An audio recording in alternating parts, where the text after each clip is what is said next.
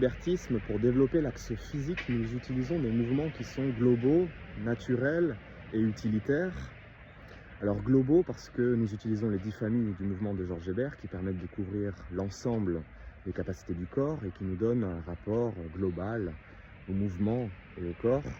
Nous ne nous spécialisons pas en hébertisme.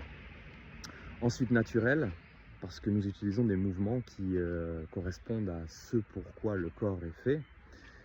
Si nous observons des enfants jouer, ils vont spontanément faire des mouvements qui sont naturels. Donc la marche, la course, le grimper, le saut, le lancer, la défense, tout ça ce sont des mouvements spontanés pour les enfants. Un mouvement qui ne serait pas naturel par exemple, c'est un saut en Fosbury, un saut sur la nuque qui demande un contexte et un matériel particulier. Un saut en Fosbury en conditions naturelles, bien entendu, serait très dangereux. Et de ce point de vue-là, donc, ce n'est pas un mouvement naturel.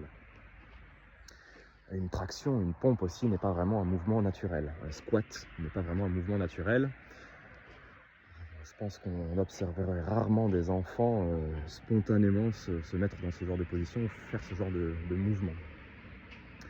Et enfin, le mouvement doit être utilitaire, c'est-à-dire qu'il doit répondre à un besoin concret dans la vie réelle.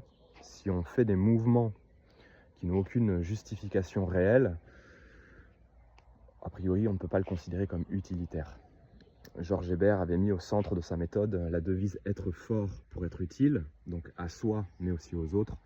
Donc lorsque nous pratiquons l'hébertisme, pratiquons les mouvements, on doit toujours comprendre finalement à quoi est-ce que cela peut servir.